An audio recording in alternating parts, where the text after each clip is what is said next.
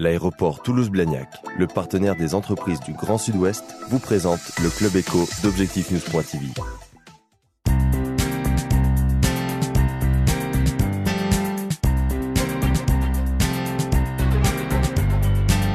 Bonsoir et merci de nous rejoindre sur objectifnews.com et objectifnews.tv. Notre invité aujourd'hui est Paul Fabre. Bonsoir. Bonsoir. Vous êtes directeur de l'interprofession des vins du Sud-Ouest. Vous l'êtes depuis 2008.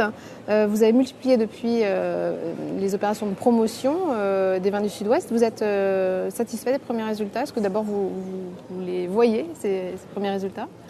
On commence effectivement à avoir quelques résultats concrets. Il est vrai aussi qu'on a multiplié par 3 notre budget en 3 ans. Chaque année, on multipliait le budget. Et donc, ce qui fait que maintenant, on arrive sur une vitesse de croisière assez importante sur de l'ordre de 5 millions d'euros d'investissement promotionnel sur quelques pays. Il y a 2 pays sur lesquels on voit des effets concrets. C'est l'Allemagne, où nous avons 83 référencements de plus, 83 marques de plus représentées dans la distribution allemande, et aussi au Canada. Certes, le Canada consomme de plus en plus de vins français, mais nous sommes la catégorie, c'est-à-dire l'origine, la plus consommée au Canada, ou en tous les cas celle qui progresse le mieux, puisque nous sommes sur une progression de 13% environ. Parce que l'export est l'une de vos actions phares, une de vos priorités. Oui, effectivement, l'interprofession des vins du Sud-Ouest a axé principalement sa communication sur l'export.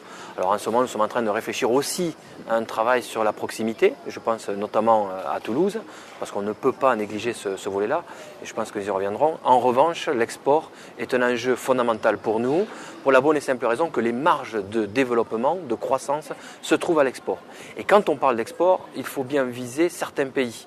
Parce que l'Angleterre et l'Allemagne, ce sont nos marchés historiques, il faut rester, il faut continuer à être présent, mais la croissance se fait sur des marchés comme les États-Unis ou comme le Canada ou comme la Chine et l'Asie en général. Comment définissez-vous vos actions en fonction des goûts des consommateurs dans chacun des pays que vous visez? Alors d'abord, la première chose, c'est qu'on se met au service des entreprises. C'est-à-dire qu'on commence à analyser si nous sommes présents sur tel ou tel marché et si nous souhaitons investir sur tel ou tel marché. Nous analysons ensuite la marge de progression. Comme je vous disais précédemment, les États-Unis et l'Asie et le Canada sont des marchés à progression. Donc là, il y a un travail important à faire et à considérer. Et puis après, au-delà d'une communication générale et générique, on cherche à faire du chirurgical, c'est-à-dire adapter notre communication, adapter nos actions surtout, certes au type de marché, ça c'est évident, mais aussi au type de produit que nous mettons en avant. On ne peut pas traiter de la même façon tout le monde. Alors par exemple, aux États-Unis, si on devait prendre un exemple? Eh bien, par exemple, il y a un certain nombre de produits qui sont bien référencés. Je pense à la Gascogne, par exemple, qui est bien présente aux États-Unis. En revanche, certains produits comme le Fronton, par exemple, manquent d'un certain nombre de références. Par conséquent, nous ne pouvons pas avoir la même approche. Ce que nous allons faire sur ce marché, c'est la même chose sur le marché anglais. Nous allons faire plutôt de l'image pour la Gascogne, puisqu'il y a suffisamment de marques présentes et nous ne souhaitons pas mettre en concurrence les différents produits. En revanche, pour ce qui est de Fronton, où on a besoin de pousser un peu plus le référencement, eh bien, nous allons au contact de la distribution pour leur proposer des actions spécifiques. Excusez-nous, aidez-nous à référencer tel produit supplémentaire et nous mettrons cette action de communication pour appuyer son référencement. Donc pour l'un, on aide le référencement, pour l'autre, on va plutôt travailler sur l'image. Donc ça permet d'avoir une approche chirurgicale, on pourrait dire. Chirurgical pour des vins, c'est original. Vous le disiez aussi, Toulouse reste évidemment important pour les vins du Sud-Ouest. Quels sont vos objectifs dans ce domaine? Alors nous, l'important, nous affirmons Toulouse, capitale des vins du Sud-Ouest. Nous souhaitons que Toulouse soit la capitale des vins du Sud-Ouest. Et en plus, elle est véritablement la capitale des vins du Sud-Ouest parce qu'elle se situe au milieu du vignoble, puisque le vignoble du Sud-Ouest se situe entre Aveyron et Pays Basque. Donc Toulouse est vraiment au milieu. Ce n'est pas une porte d'entrée nécessairement, c'est vraiment au milieu. Donc les vignerons revendiquent cette notion de capitale des vins du Sud-Ouest.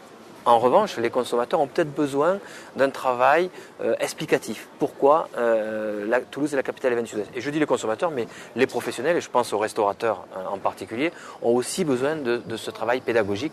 Pourquoi finalement Toulouse est véritablement la capitale et surtout qu'ils se réaccaparent finalement l'ensemble de leurs vignobles, puisque ce sont leurs vignobles. Donc vous avez prévu des événements particuliers ici à Toulouse? Alors on a commencé, c'est un travail qui débute. D'abord on a fait un travail de presse, de proximité, d'explication et maintenant nous avons des actions concrètes. Il y a à peu près un mois, nous avons fait un dîner à destination de la restauration toulousaine et d'un certain nombre de restaurateurs, un repas préparé d'ailleurs par Dominique Toulouzy, d'un très haut niveau qualitatif, qui nous a permis de présenter un certain nombre de nos vins et d'expliquer nos vins. Donc premier travail au niveau des restaurateurs. Et deuxième travail qui commence au mois de mai, c'est un jeu concours. Les Toulousains qui iront dans les restaurants partenaires pourront, sur la base d'un petit livret qui sera distribué, répondre à une série de questions sur les vins du Sud-Ouest. Alors, c'est sans obligation d'achat, il ne s'agit pas de faire vendre des vins du Sud-Ouest, mais il s'agit déjà dans une première étape de créer un lien, d'expliquer, d'être pédagogique, de faire comprendre pour que les Toulousains aient quelques éléments clés de langage pour savoir de quoi on parle quand on parle vin du Sud-Ouest. Merci Paul Fabre d'avoir été notre invité. Merci à vous.